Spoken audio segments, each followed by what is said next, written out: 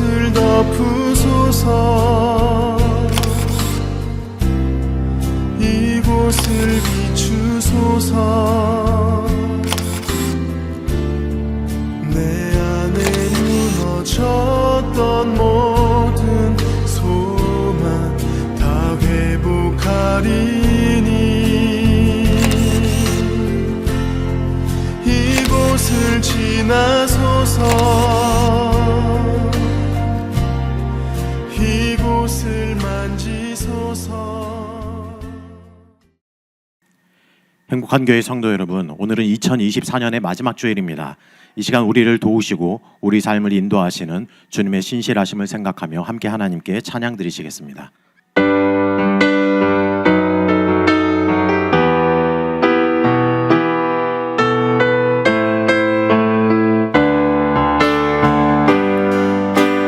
감사하신 하나님, 감사하신 하나님,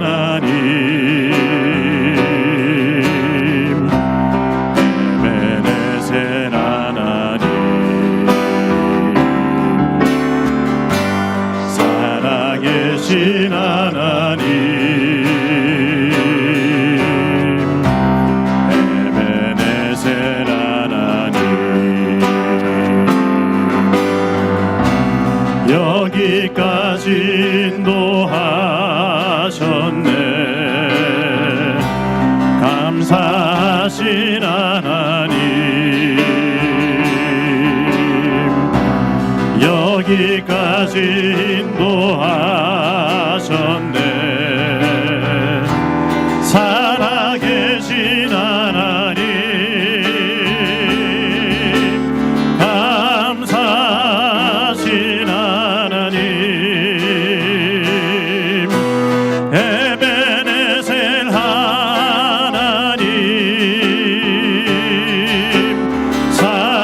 살아계신 하나님,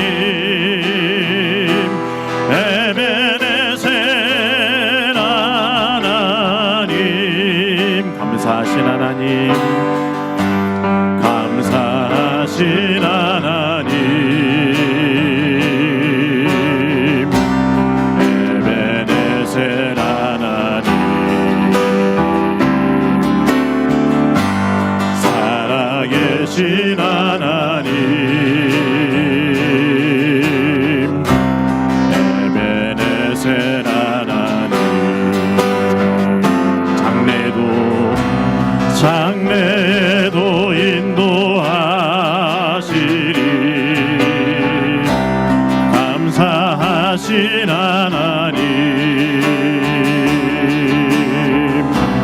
장래도 인도하시리. 살아계신 하나님,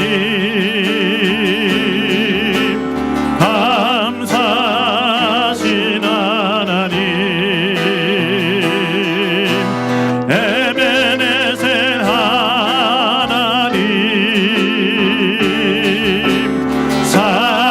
살아계신 하나님, 에베네셀 하나님, 감사하신 하나님, 감사하신 하나님, 에베네셀 하나님, 살아계신 하나님, 에베네셀 하나님, 에베네셀 하나님, 에베네셀 하나님.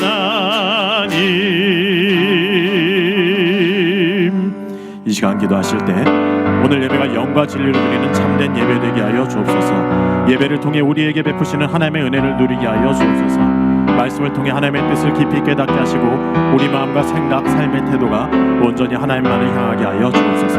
특별히 이 시간 말씀을 가신 담임 목사님께 은혜와 능력 부어 주옵소서. 함께 간절히 기도하겠습니다. 살아계신 하나님, 도와주시는 크신 은혜 감사드립니다.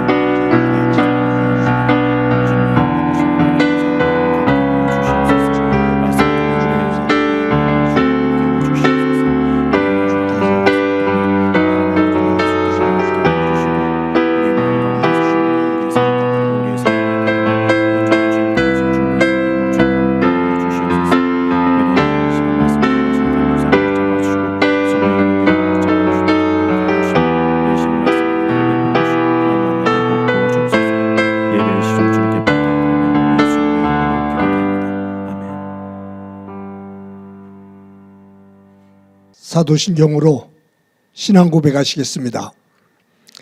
나는 전능하신 아버지 하나님 천지의 창조주를 믿습니다. 나는 그의 유일하신 아들 우리 주 예수 그리스도를 믿습니다. 그는 성령으로 잉태되어 동정녀 마리에게서 나시고 본디오 빌라도에게 고난을 받아 십자가에 못 박혀 죽으시고 장사된 지 사흘 만에 죽은 자 가운데서 다시 살아나셨으며 하늘에 오르시어 전능하신 아버지 하나님 우편에 앉아 계시다가 거기로부터 살아있는 자와 죽은 자를 심판하러 오십니다.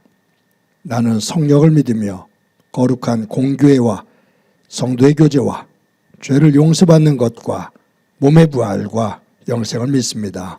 아멘. 찬송가 15장 부르시겠습니다.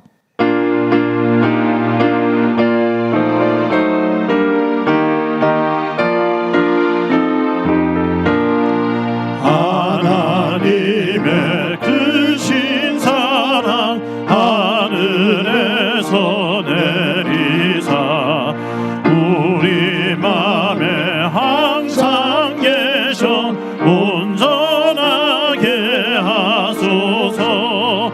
우리 주는 자비하사 사랑 무한하시니 두려워서 떠는 자를 구원하여 주소서.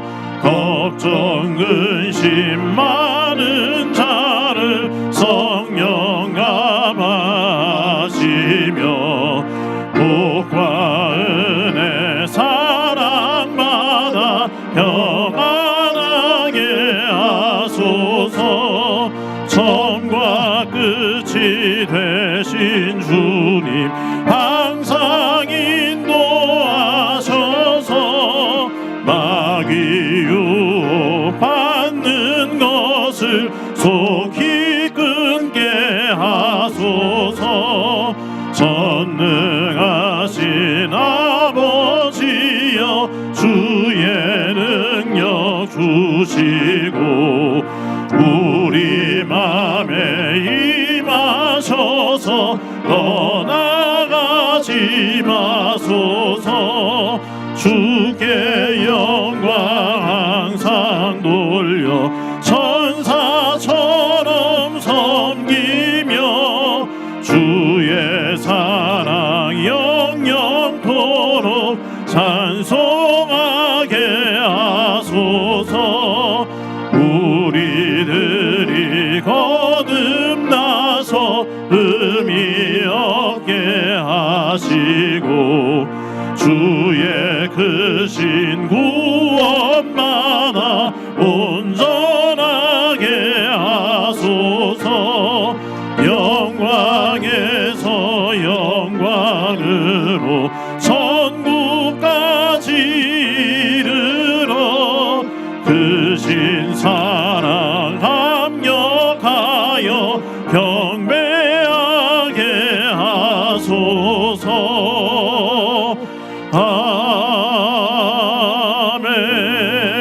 아멘. 다 같이 기도드리겠습니다. 사랑의 하나님 아버지, 2024년 한 해에도 하나님의 은혜 가운데 저희를 첫 주부터 이 마지막 주까지 예배의 자리로 인도하여 주시고 지켜주심에 감사와 찬양과 영광을 올려드립니다. 주님께서 이 자리까지 우리를 사랑으로 돌봐주시고 구원받은 주의 자녀로 살아가게 하여 주심도 감사드립니다. 지난 한 해 동안도 저희의 삶을 되돌아볼 때 감사할 제목밖에 없음을 주님 앞에 고백합니다. 여러 가지 어려움과 아픔으로 인해 우리를 힘들게 하는 일도 있었지만 이 모든 일들이 하나님의 인도가 아니었으면 우리는 아무것도 할 수 없었음을 다시 한번 주님께 고백합니다. 산더미처럼 밀려오는 시험 속에서도 나의 나됨이 하나님의 은혜라고 고백한 사도 바울의 그 고백이 이 시간 저희들이 고백이 되게 하여 주시옵소서. 사랑의 하나님 아버지, 한 해를 시작하면서 많은 것들을 계획했지만 우리의 게으름으로 인하여 여전히 많이 부족하고 실패한 모습임을 되돌아봅니다. 이제 새해에는 우리의 영을 새롭게 하여 주시고 항상 주 안에서 승리하게 하시고 신령한 점만 사모하게 인도하여 주시옵소서. 그리하여 예수 그리스도로 말미암아 의의 열매가 교회와 가정과 저희들의 삶의 자리에 차고 넘치게 가득 채울 수 있도록 인도하여 주시옵소서. 사랑의 하나님 아버지, 핏값으로 주고 세우신 이 행복한 교회를 위해 기도합니다. 초심을 잃지 않고 이 지역사회를 잘 섬기게 하시고 나누게 하셔서 하나님의 사랑과 이웃사랑이 더욱더 풍성하게 하여 주시옵소서. 들어가며 나가며 신령한 꼴을 얻게 하시고 이 시대에 꼭 필요한 능력 있는 교회로, 권세 있는 교회로 교회를 축복하여 주시옵소서. 이제 2025년도 새로 세운 일꾼들과 재직들의 충성된 섬김을 통하여 각 기관마다 내년에는 연중 부흥케 하시고 각 기관의 지체가 강건함으로 그리스도의 사역을 온전히 잘 감당하게 하여 주시옵소서. 특별히 교회를 섬기는 목사님과 부교육자들을 기억하여 주시고 영육간의 강건함으로 인도하여 주셔서 저희들이 양떼들을 말씀의 잔잔한 물가로 푸른 초장으로 인도하는데 조금도 부족함이 없도록 하여 주시옵소서. 그리하여 하나님 나라가 확장되고 이 지역의 구원의 방주의 사명을 잘 감당하는 교회로 축복하여 주시옵소서. 의인의 요동함은 영원히 허락하지 않으시는 하나님 아버지, 이 시간 고통 가운데 있는 어려운 이웃들에게 소망을 주시옵소서. 특별히 환우들을 기억하여 주셔서 주님의 피 묻은 손으로 만져 주시옵소서. 마음의 아픔과 육신의 고통으로 신음하며 절망하는 이들에게 위로와 평안을 주시고 이를 지켜보며 아파하는 가족들의 눈물을 닦아주시며 주 안에서 참 소망을 주시길 간절히 기도합니다.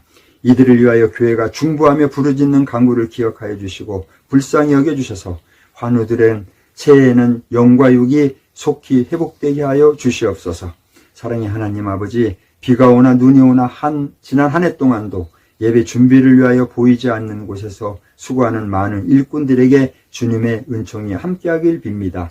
이 수고와 노력이 교회의 반석이 되게 하셔서 일꾼들이 지치지 않도록 하여 주시며 더욱더 충성된 모습으로 섬겨 협력해서 선을 이뤄가는 아름다운 공동체가 되게 하여 주시옵소서. 목사님, 주님의 말씀을 가지고 단위에 섭니다. 영육간에 강건하게 지켜주셔서 그 말씀이 이 시간 선포될 때에 성령의 역사가 나타나게 하시고 그 말씀을 받는 저들로 하여금 말씀의 능력을 체험하는 귀한 시간 되게 하여 주시옵소서. 이 모든 말씀 예수 그리스도 이름으로 간절히 기도드립니다. 아멘.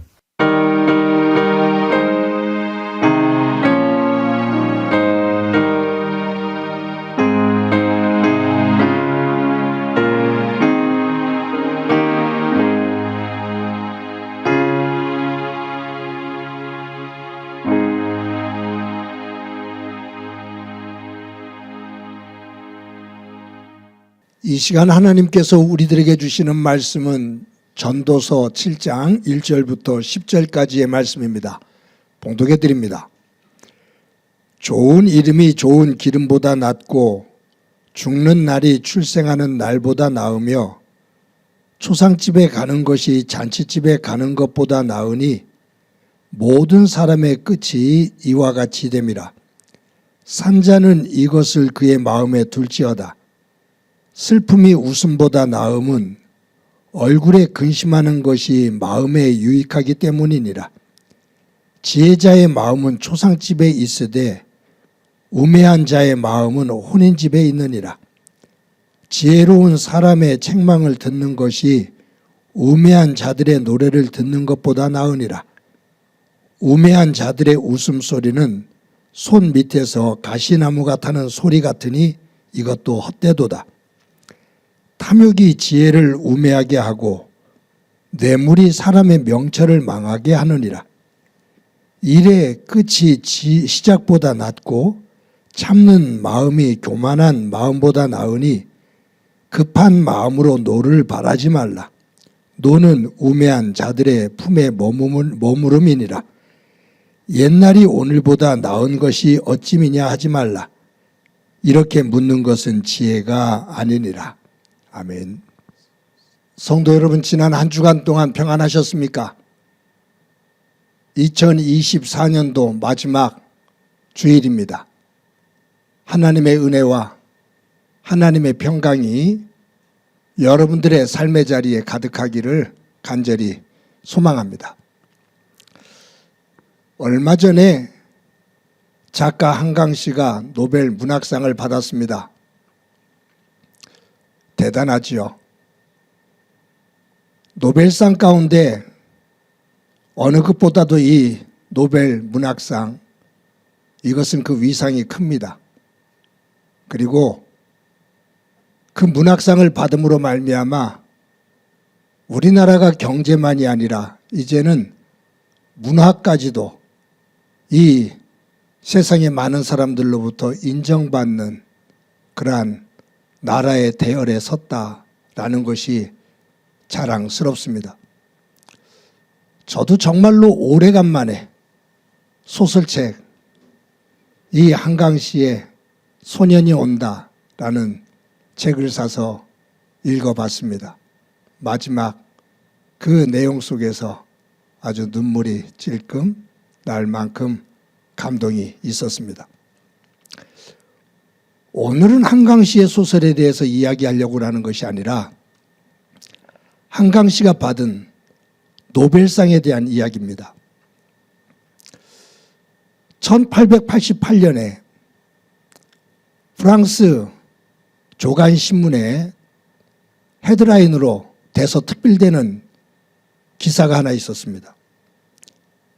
다이너마이트의 발명자 알프레드 노벨 사망하다 라는 타이틀과 함께 노벨의 부고가 알려졌습니다. 조간신문 여러 곳에서 이 노벨의 죽음의 사망 소식을 기사화했는데 죽음의 상인이 죽다 등의 여러 타이틀로 기사가 났습니다.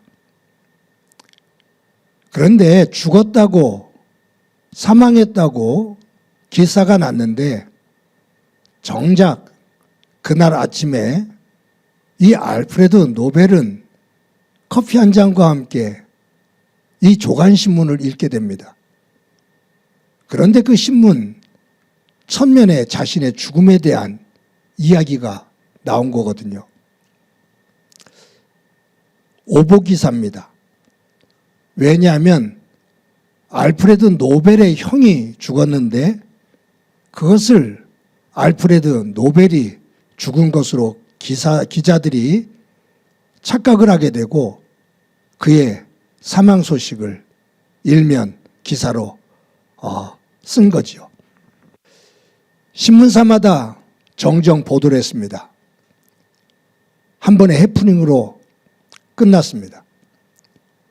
그런데 한 번의 해프닝으로 끝날 수 있는 그러한 사건이었지만 알프레드 노벨은 이 사건을 통해서 그의 생애에 커다란 전환점이 됩니다. 왜냐하면 신문들마다 이 알프레드 노벨에 대해서 그의 사망 소식을 전하면서 부정적인 평가가 대세를 이룬 거예요. 예를 들어 이렇게 기록됩니다. 내용이. 다이너마이트를 발명해서 수많은 사람을 죽인 대가로 백만장자가 된 알프레드 노벨, 그가 죽다. 또 다른 신문에서는 평생 돈만 벌다가 결혼도 하지 않고 외롭고 괴팍하게 살다 간 우울증 환자 등의 부정적인 평가가 잘못된 오류된 그러한 사건이지만 그러한 평가가 내려진 거예요. 노벨은 자신에 대한 부정적인 이 평가를 보고 자신의 삶을 한번 되돌아봅니다. 내가 잘못 살았구나. 내가 정말로 죽었다면 이 기사가 고정화되어지고 이 평가가 내 평가가 되었겠구나 라고 생각을 합니다. 그래서 그는 자신의 삶을 돌아보고 하나의 결정을 합니다. 자기가 이 다이너마이트를 개발을 해서 억만장자가 되었는데 자녀가 없기 때문에 결혼을 안 해서 형제들과 친지들에게 이 유산을 남겨주는 유언장을 만들어 놨거든요.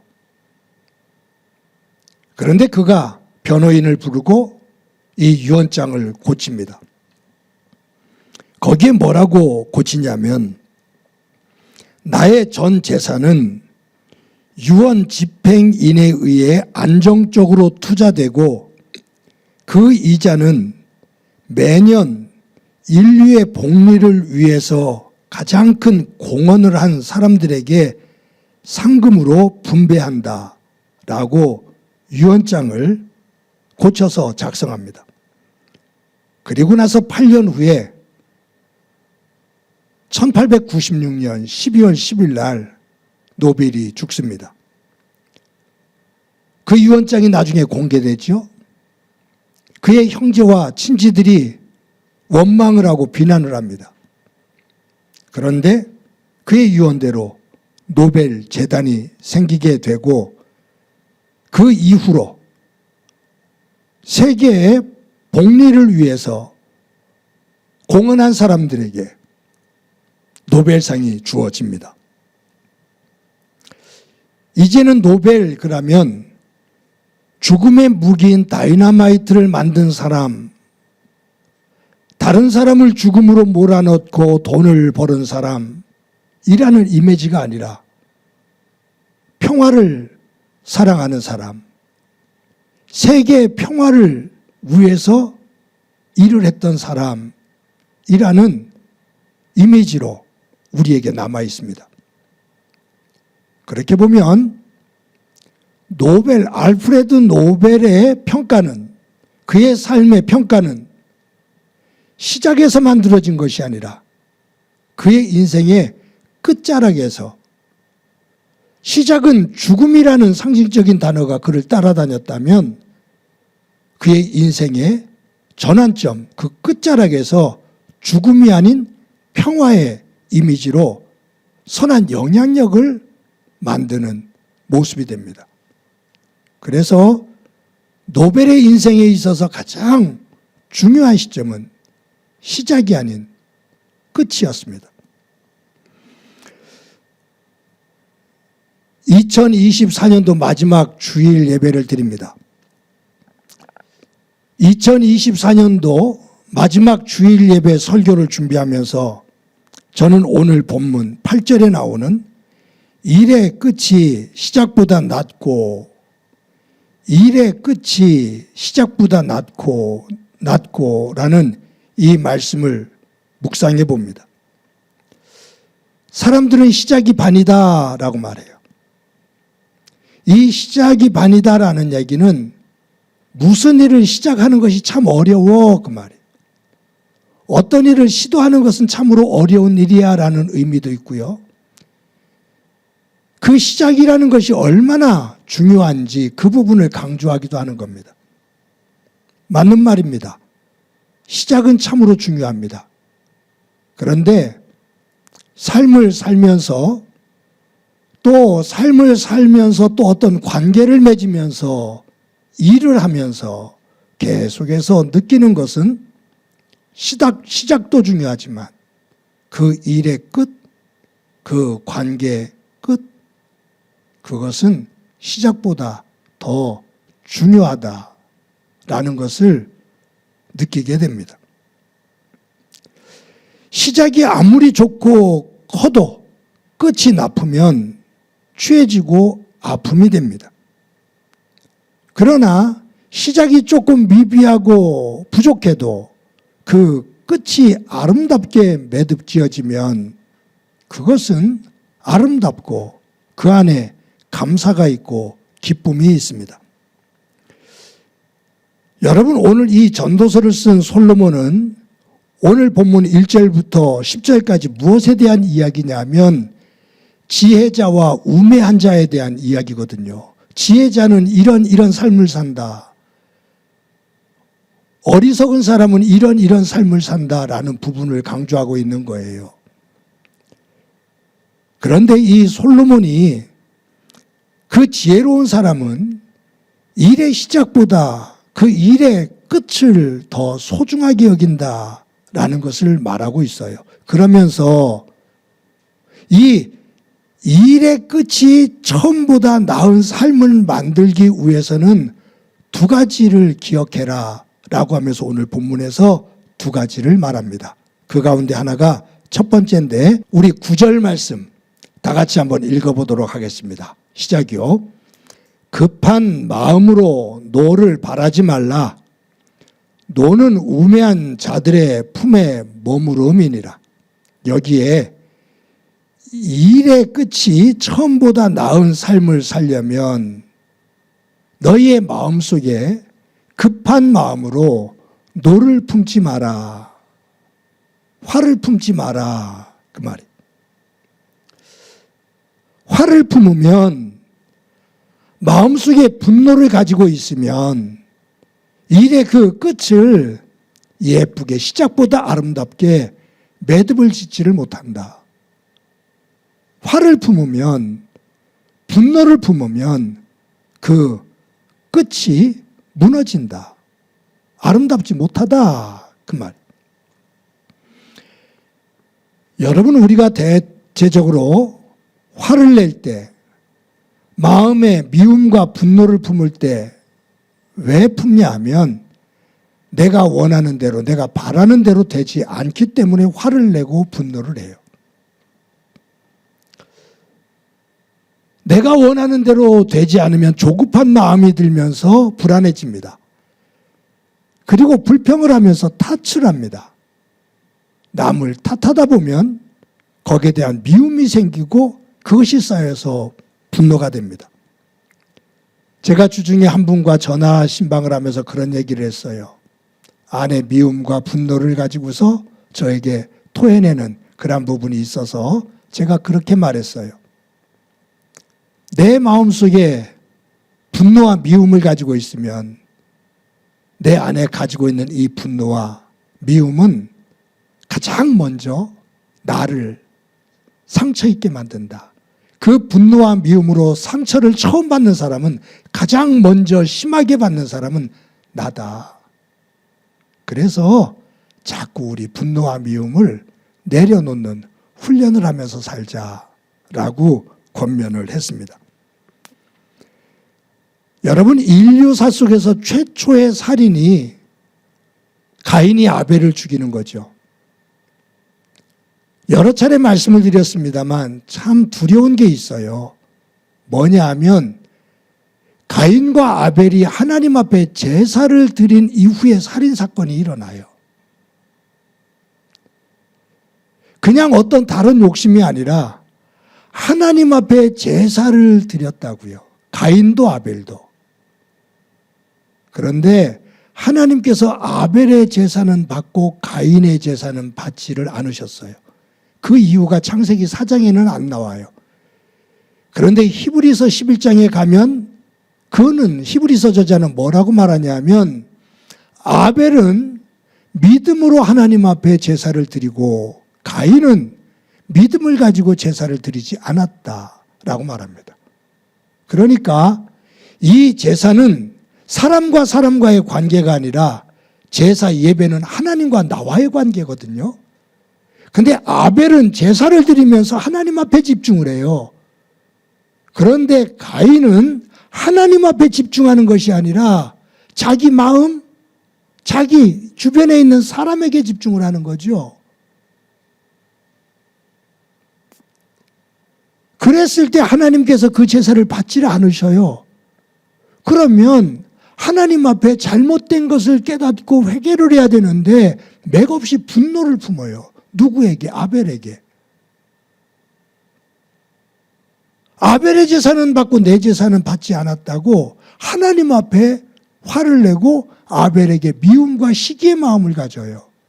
그래서 결국은 가인이 아벨을 들판으로 데리고 나가 돌로 쳐 죽입니다. 그때 하나님께서 이 가인을 향해서 하시는 말씀이 이렇게 말씀하셔요. 너 왜 네 마음속에 분노를 갖느냐? 왜 네 안색이 창백하게 변하느냐?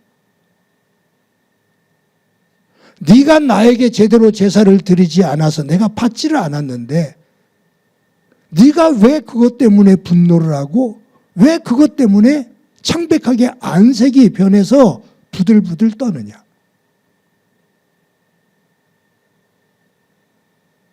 분노는 나를 죽이고 상대방을 죽이게 됩니다. 성경을 읽어보면 그 위대한 믿음의 사람 모세도, 위대한 사도 바울도 그들이 사역을 하면서 큰 실수를 하게 되는 것, 치명적인 실수를 하는 것, 그것은 다른 것이 아니라 마음속에 품은 분노였습니다. 미움이었습니다. 무리바에서 백성들에 대한 분노, 1차 전도 여행 속에서 자신을 고생시켰던 마가, 그것에 대한 미움과 분노가 지배를 할 때 모세도 바울도 그릇된 판단을 하고 그릇된 결정을 해서 결국 아픔이 되어집니다. 그런 면에서 하나님은 우리에게 마음에 분노를 품지 마라. 그리고 그 분노와 미움이 지배하는 상태 속에서 어떤 것도 빨리 결정하지 마라. 왜냐하면 분노와 미움 속에서 나오는 결정은 그것이 믿음의 덕이 되지 않는다. 치유가 아니라 상처가 된다. 라고 하나님은 말씀하셔요. 잠언서 16장 32절 말씀 볼까요? 우리 다 같이 한번 읽어봅니다. 시작이요. 노하기를 더디하는 자는 용사보다 낫고 자기 마음을 다스리는 자는 성을 빼앗는 자보다 나으니라. 노하기를 더디하는 자는 힘을 가지고 그 힘을 자랑하는 용사보다 낫다. 자기 마음을 잘 다스리는 자는 성을 정복한 자보다 낫다. 즉, 네 마음을 다스리는 자가 진정한 승자야, 그 말이에요. 네 마음을 다스릴 수 있는 자가 진정한 믿음의 사람이야, 라는 말이에요. 사랑하는 성도 여러분, 2024년도 끝자락에 서서 하나님 앞에 주일 예배를 드립니다.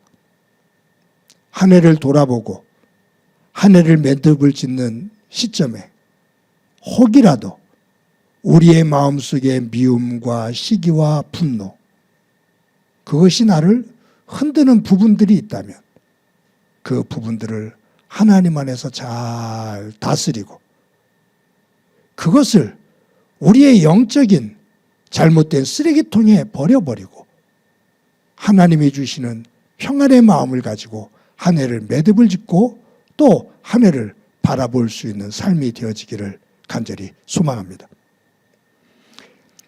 일의 끝이 처음보다 나은 삶을 위해서 이 전도서 저자는 두 번째로 말씀하는 것이 10절에 나옵니다. 우리 10절 말씀 다 같이 한번 읽어보겠습니다. 시작이요. 옛날이 오늘보다 나은 것이 어찌미냐 하지 말라. 이렇게 묻는 것은 지혜가 아니니라. 여러분, 이 말씀을 보면요, 우리 표현에 내가 왕년에 라는 말이 있어요. 내가 왕년에 하면서 지나온 과거의 삶 속에서 자신이 얼마나 많은 일들을 해왔는지 그것을 쭉 자랑을 합니다. 그런데 내가 왕년에라고 과거를 자랑하는 사람들의 공통점이 있어요. 그것은 뭐냐 하면 현재에 감사가 없어요. 현재의 불만과 현재의 자신의 어떤 열등감, 현재에 감사가 없는 그러한 삶이 되어질 때 무엇을 돌아보며 자꾸 그것에 집착하냐 하면 내가 과거에는, 내가 옛날에는 그 말이에요.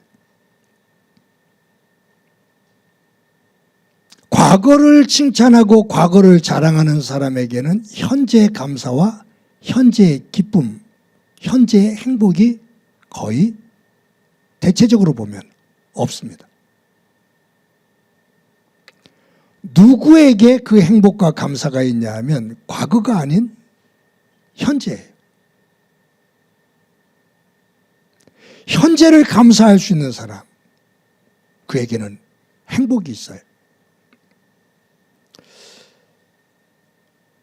과거에 지나온 삶의 자리, 그것도 소중하지만 오늘 현재 내가 놓여있는 지금 이곳에서 하나님 안에서 감사할 수 있고 거기서 의미를 찾을 수가 있고 거기에 가치를 둘 수 있는 사람, 그 사람이 진정으로 믿음 안에서 행복한 사람이고 진행령의 믿음을 가지고 있는 사람입니다. 여러분, 우리들이 성경을 합리적인 생각만을 가지고 읽다 보면 이해가 되지 않는 사건들이라든가 그런 말씀들이 여러 곳이 있죠. 저는 그 가운데 하나가 뭐냐 하면 하나님께서 아브라함에게 약속하신 가나안 땅에 대한 이야기입니다. 하나님은 아브라함과 그의 후손들에게 이 가나안 땅에 대해서 말씀하실 때 젖과 꿀이 흐르는 땅이라고 말씀하셔요. 하나님은 가나안 땅을 젖과 꿀이 흐르는 땅, 복된 땅이라고 말씀하셔요.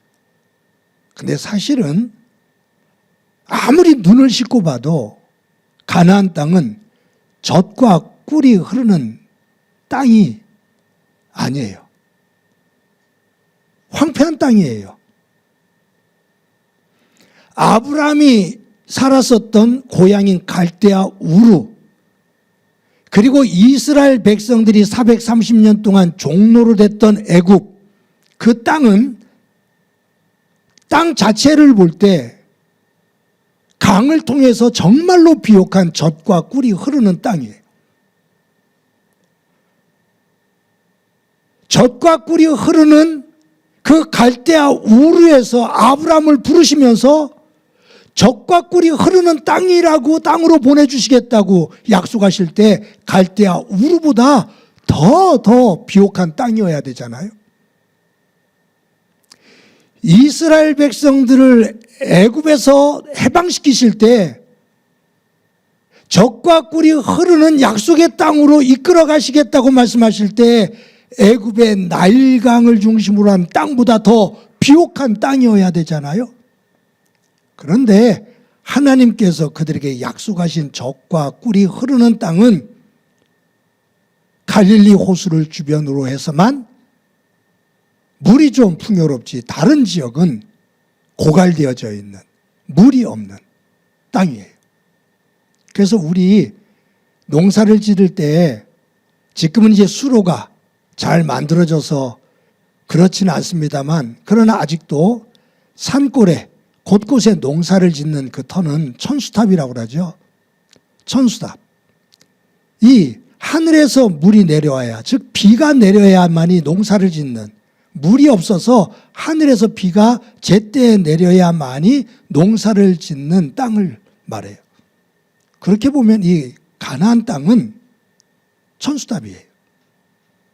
하늘에서 이른 비와 늦은 비가 내려야만이 농사가 가능한 땅이에요. 그런데 갈대아 우르와 애굽은 안 그래요. 거기에는 1년 내내 가뭄이 들어도 물이 마르지 않는 그 줄기에 큰 강이 있어요. 그런데 하나님은 이스라엘 백성들에게 가나안 땅으로 인도하시면서 젖과 꿀이 흐르는 땅이다라고 말씀하셔요. 그런데 참 어리석게도 하나님을 믿는 이스라엘 백성들이 가나안 땅을 향할 때, 가나안 땅을 표현할 때 그들도 젖과 꿀이 흐르는 땅이라고 표현을 해요. 분명히 살아봤거든요. 그런데 그 땅을 젖과 꿀이 흐르는 땅이라고 표현하면서 바벨론 포로 시대 때도 그곳으로 돌아가고 애굽에서도 그곳으로 돌아가요. 이스라엘 백성들이 현실 파악을 못하는, 구분력이 없는, 분별력이 없는 바보이기 때문에 그럴까요? 그렇지는 않다고 봐요.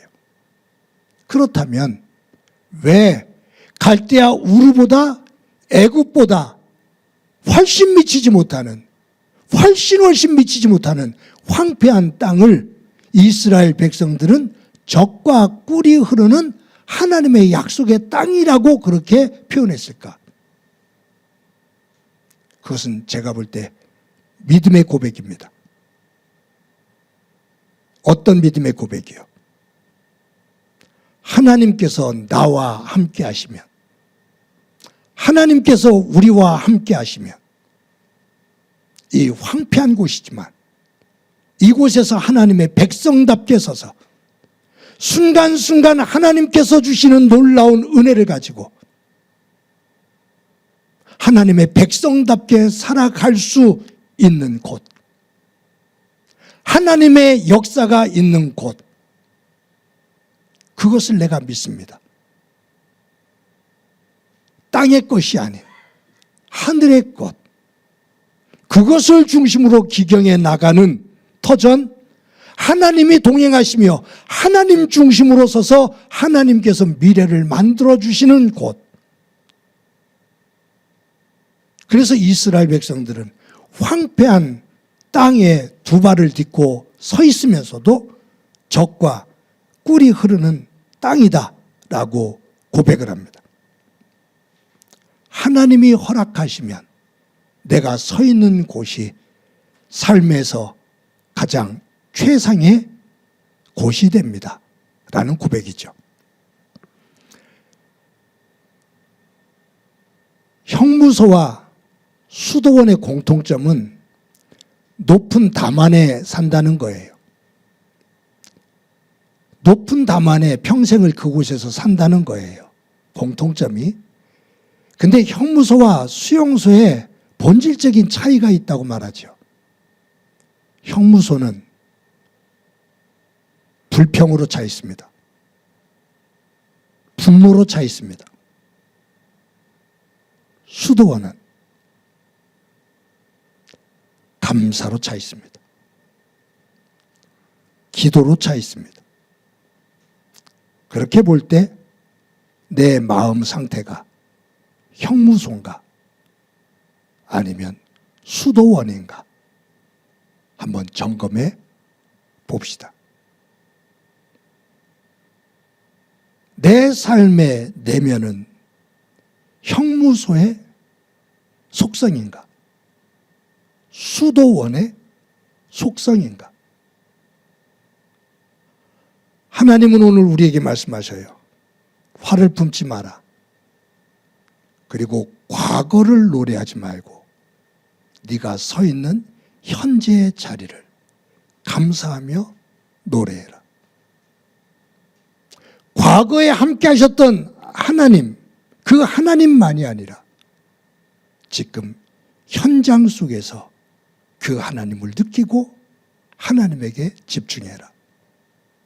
그러면 하나님 안에서 지혜로운 복된 삶을 살게 된다. 2024년도 마지막 주일 예배를 드리면서 일의 끝이 시작보다 더 나은 오늘의 이 시간이 나에게 가장 소중한 시간으로 감사함으로 매듭을 지어 하나님 안에서 지혜로운 영성을 가지고 한 해를 매듭을 짓고 그 속에서 감사하며 소망을 품고 한 해를 열어갈 수 있기를 소망합니다. 제가 말씀을 마치면서 제가 좋아하는 구약의 축복의 말씀 민수기 6장 24절 26절 말씀을 우리 함께 읽고 말씀을 마치도록 합니다. 다 같이 읽습니다. 시작이요.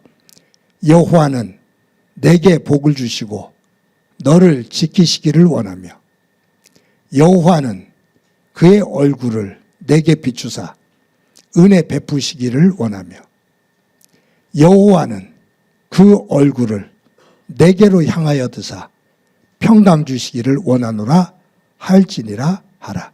아멘. 하나님의 평강이, 하나님의 얼굴이, 하나님의 손이 저와 여러분들의 삶의 자리를 향해 높이 들려지는 그 은혜가 가득하기를 주님의 이름으로 간절히 축원합니다. 이 시간에 말씀을 기억하면서 찬송가 430장 부릅니다.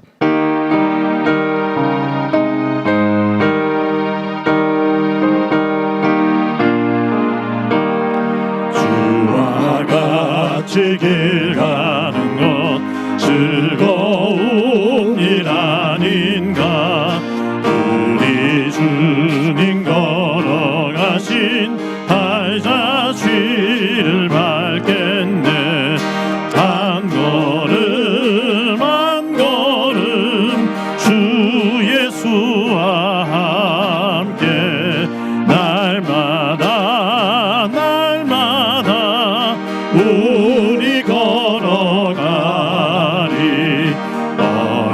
어린아이 같은 우리 미련하고 약하나 주의 손에 이끌리어 생명길로 가겠네.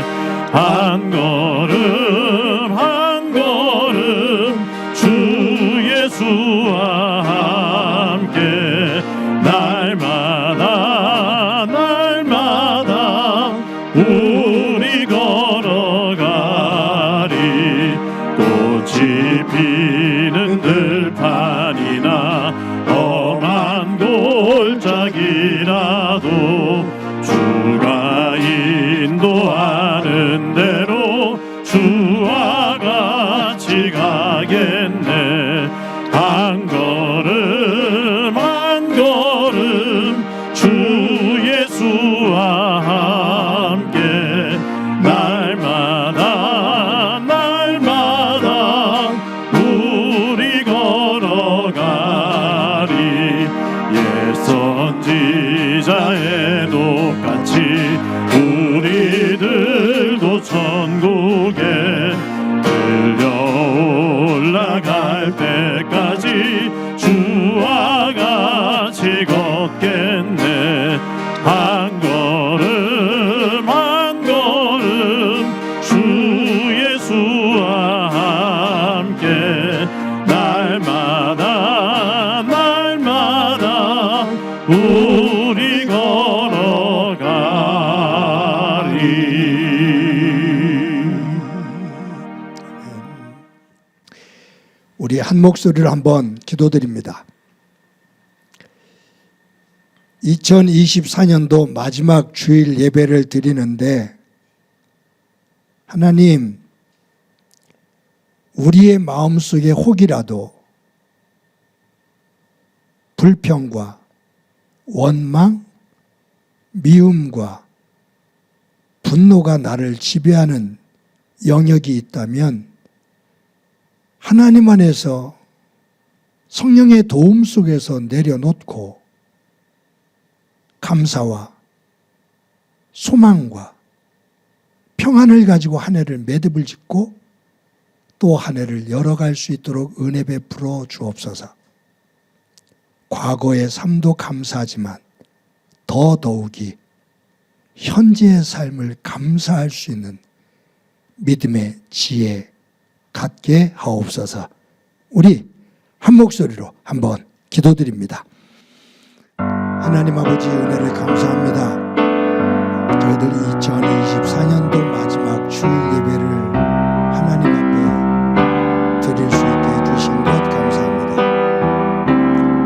이제 한 해의 끝자락에 서서 우리에게 선물로 주신 이 시간의 매듭을 한 번 또 만들어야 되는데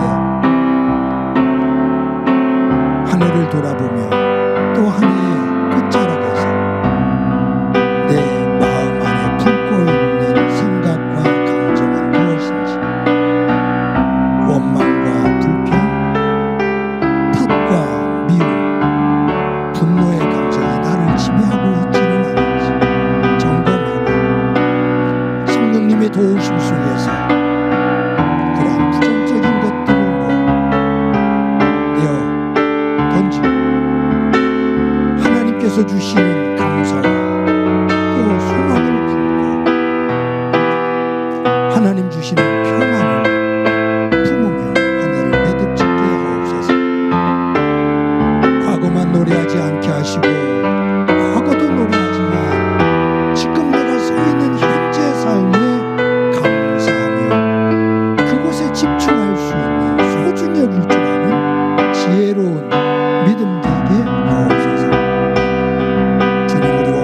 주시리라 믿고 예수님의 이름으로 기도드립니다. 아멘. 하나님 감사합니다. 2024년도 마지막 주일 예배를 드리게 됩니다. 하나님께서 우리에게 선물로 주신 한 해의 시간, 이 끝자락에 서서 이 시간에 매듭을 지을 시점이 다가오는데 오늘에 서 있는 내 모습과 내 마음은 원망과 불평과 탓과 미움과 분노가 지배하고 있는지 아니면 감사와 기쁨과 소망이 평화가 나를 지배하고 있는지 점검할 수 있도록 은총을 베풀어 주옵소서. 분노의 감정이 나를 지배한다면 그것을 버리고 하나님 안에서 감사함으로 설 수 있게 하옵소서. 과거의 삶도 노래하며 감사하지만 오늘 현재 놓여있는 삶의 자리가 어렵고 힘든 자리일지라도 이스라엘 백성들처럼 황폐한 땅의 복판에 서서 젖과 꿀이 흐르는 하나님의 약속의 땅이라고 고백한 것처럼 오늘을 노래할 줄 아는, 오늘 속에서 희망을 품을 줄 아는 저희들 되게 하옵소서. 한 해를 잘 매듭을 짓고 그 믿음을 가지고 새해를 열어가게 하옵소서. 받은 은혜를 감사하면서 귀한 예물 드립니다. 드리는 손길들에게 함께해 주옵소서. 이 예물에 담겨있는 소중한 기도들을 기억해 주옵소서. 저들을 향해 얼굴을 들어주시고 저들을 향해 권능의 손을 높이 들어주셔서 삶의 현장 구석구석에서 하나님께서 베풀어 주시는 인도하시는 은혜를 보게 하옵소서. 하나님 아버지, 성도들 가운데 질병으로 고생하는 이들이 있습니다.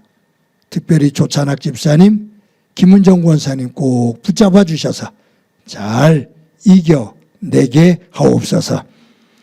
한 해 동안 교회를 섬겨온 많은 일꾼들 가운데 함께 해주시고 또 한 해를 섬겨나가야 될 일꾼들 가운데 함께 해주셔서 하나님의 사역의 자리에서 섬긴다는 것이 결코 쉬운 일이 아니지만 맡겨주신 직분을 가지고 기둥처럼 우뚝 서서 그 사역의 무게를 견뎌낼 수 있는 힘을 허락해 주시며 그것이 삶의 복이 되어지는 기쁨 있게 하옵소서.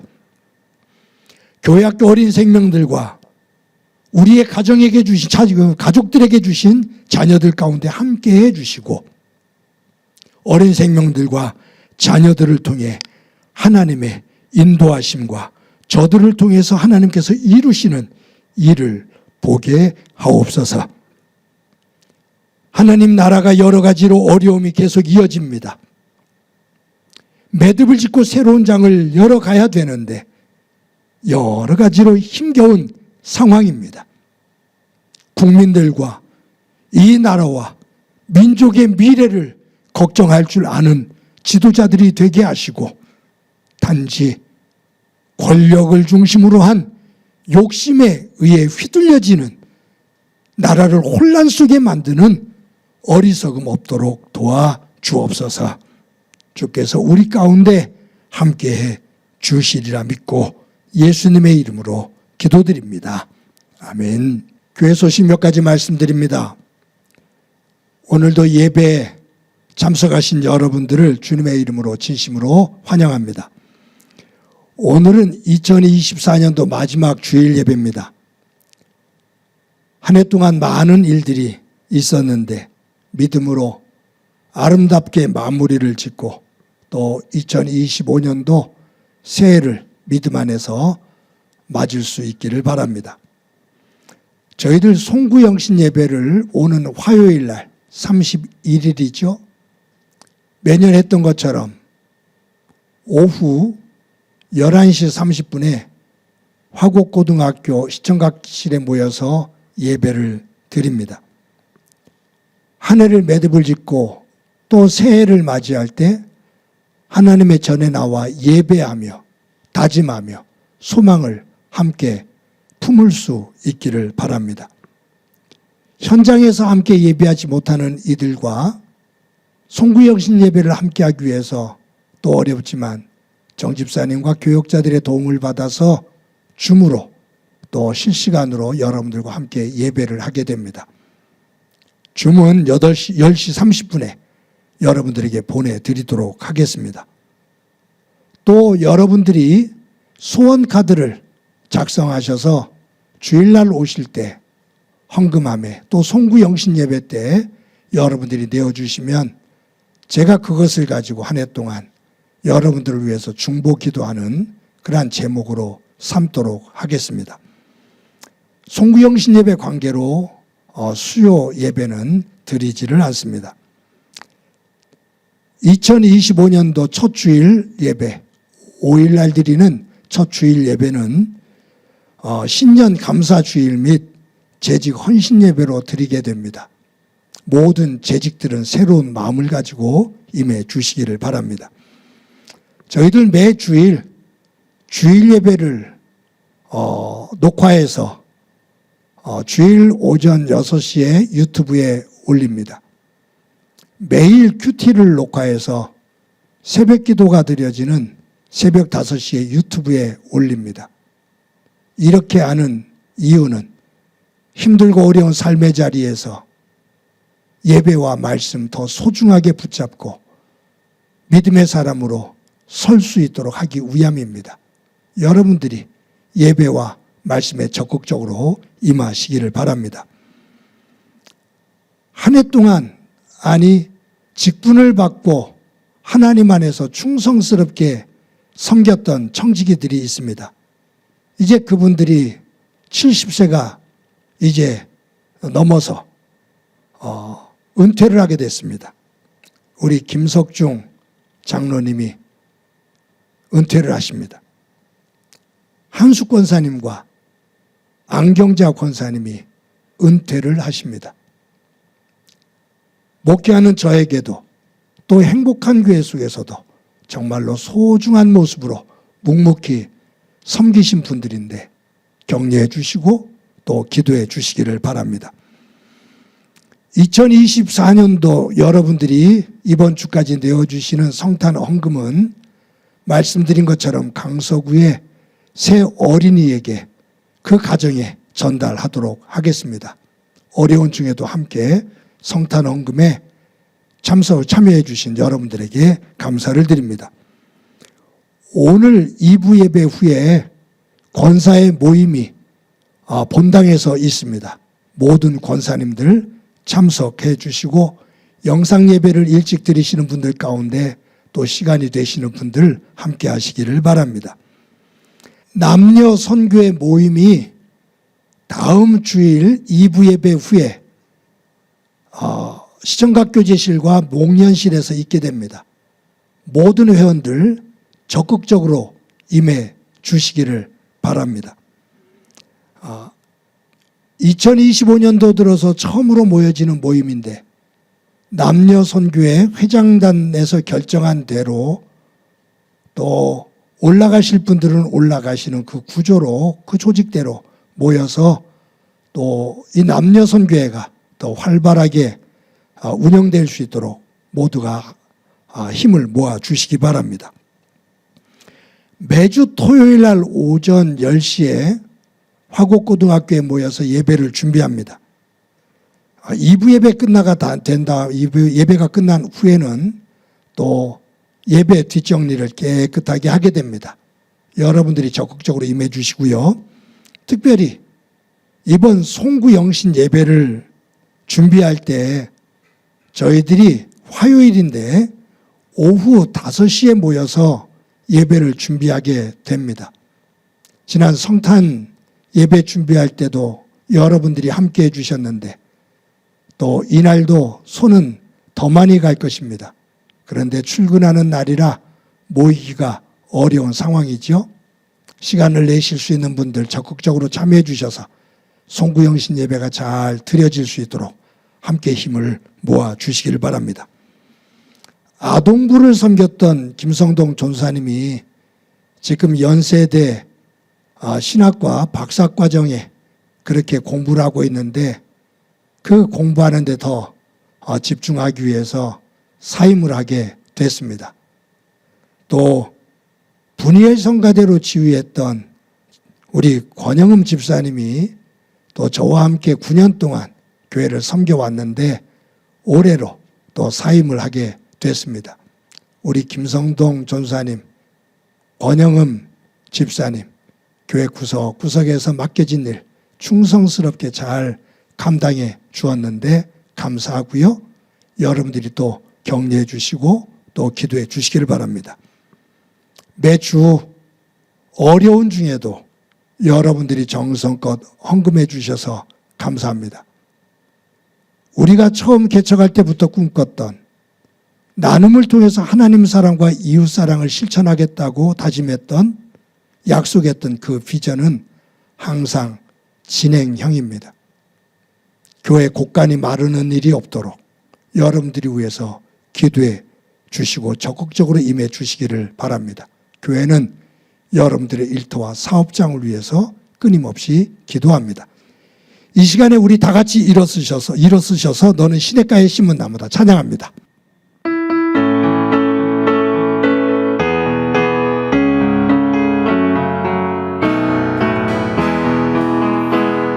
너는 시냇가에 심은 나무라 하나님의 사랑 안에 믿음 뿌리 내리고 주의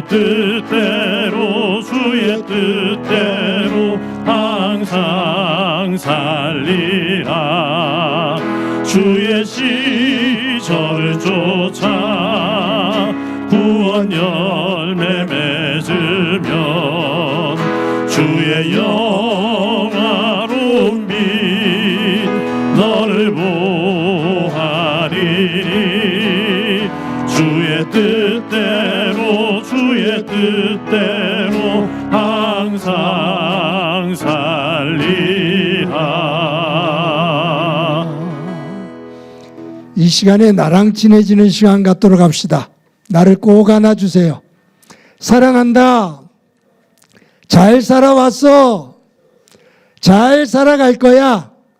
우리 옆 사람과 함께 인사합시다. 사랑합니다. 활짝 웃으면서 인사합시다. 사랑합니다. 더 크게 인사합시다. 사랑합니다. 한 주 동안 건강하고 복되시기 바랍니다. 기도합니다. 이제는 우리 주 예수 그리스도의 은혜와 하나님 아버지의 극진하신 사랑과 성령님의 교통하시고 역사하시고 충만하심이 2024년도 마지막 주일 예배를 드리며 우리의 끝이 처음보다 더 아름다운 모습으로 매듭을 지으며 하나님의 진정한 복의 사람으로 서기를 소망하는 사랑하는 성도들과 저들의 가정과 믿음의 공동체와 이 땅 위의 고통으로 눈물을 흘리고 있는 이들 위에 영원히 함께 하시기를 간절히 축원하옵나이다. 아멘.